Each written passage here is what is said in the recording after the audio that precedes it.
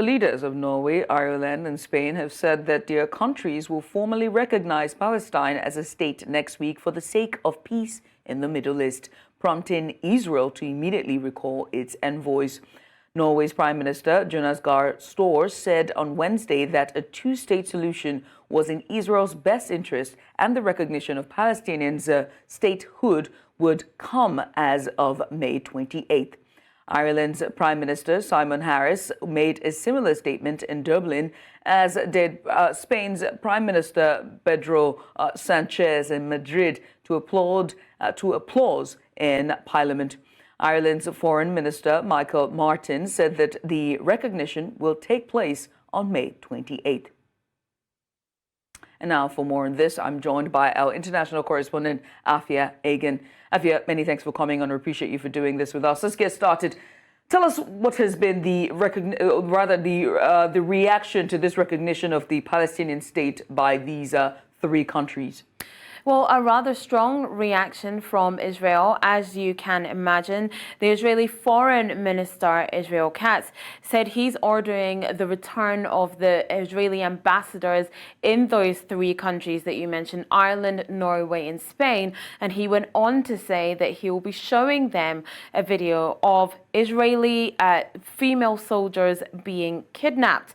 Mr. Katz also said that there will be reprimand talks for those ambassadors as well, and he said Israel will not go over this in silence. There will be other serious consequences. Now, Hamas, on the other hand, and their rival, the Palestinian Authority, they have welcomed this particular recognition. Of course, we know that Hamas has control over the Gaza region and, of course, is embroiled in that war with Israel. They said that Wednesday's announcements will be a turning point in the international position of the Palestinian issue. The statement from Bassem Naim, who's a senior Hamas figure, said the brave resistance of the Palestinian people was behind the move. The Palestinian Authority, who are Hamas's bitter rivals, also said that this demonstrated the unwavering commitment to delivering the long overdue justice to the Palestinian people. Right. Then why is just recognizing the Palestine state viewed as such a statement to begin with?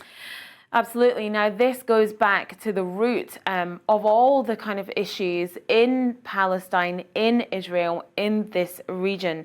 Now, we know that the British took control of the area that's now known as Palestine. That was after the defeat of the Ottoman Empire of the Middle East. That was at the end of World War I, and they were put in charge of kind of dividing up Palestine as it was then. It had majority Arab settlers and minority Jewish settlers there, meaning there was more Palestinians there than Jewish people, but they lived pretty cohesively.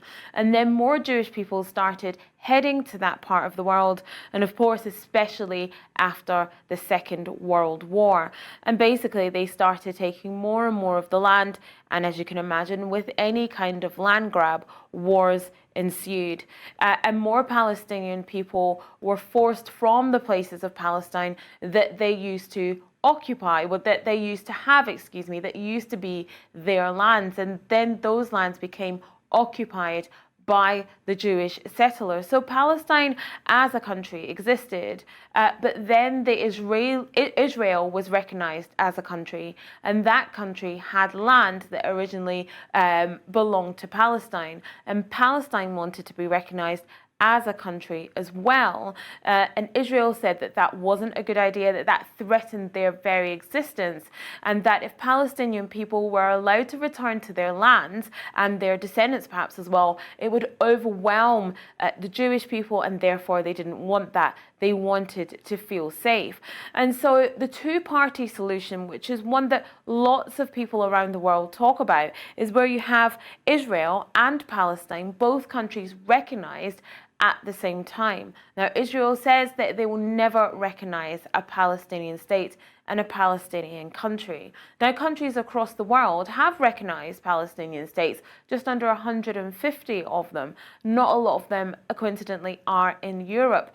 And not a lot of them started recognizing them until sort of the mid-80s and mid-90s. And now that conversation is quite rightly coming back because of the situation in the Middle East at the moment. A lot of people feel that recognizing a Palestinian state is just fair for the people, the Arab majority, who were there back in the early 1900s. Meanwhile, what is the situation in Palestine at the moment? Well, the Israel-Gaza conflict absolutely continues. Aid blockades continue as well. About 500 trucks of aid are needed in Gaza every single day, and at the moment you've got under 50 trucks entering at different ports that have been closed. We've talked a lot about the siege on Rafah that is apparently coming. Some bombardment has started. Israel have said that it's very important that they get into Rafah and that they do weed out Hamas that are staged in those tunnels under Rafah, and that's a really important part of their operation, possibly the last bit of their operation. However, the problem is with that particular city is that that's where everybody has gone to after other cities are being bombarded. So you've got about 2.5 million people now in harm's way with no real plan for evacuation. Peace talks have also pretty much ground to a halt, so no hostages looking like they're being released anytime soon either. It's a very precarious and sad situation indeed. I've seen on social media how families are crowdfunding to get their family members and the extended family out of Palestine and Gaza and Rafah and all the other affected area. Afi, many thanks for coming on. I appreciate you for doing this with us. Thank you.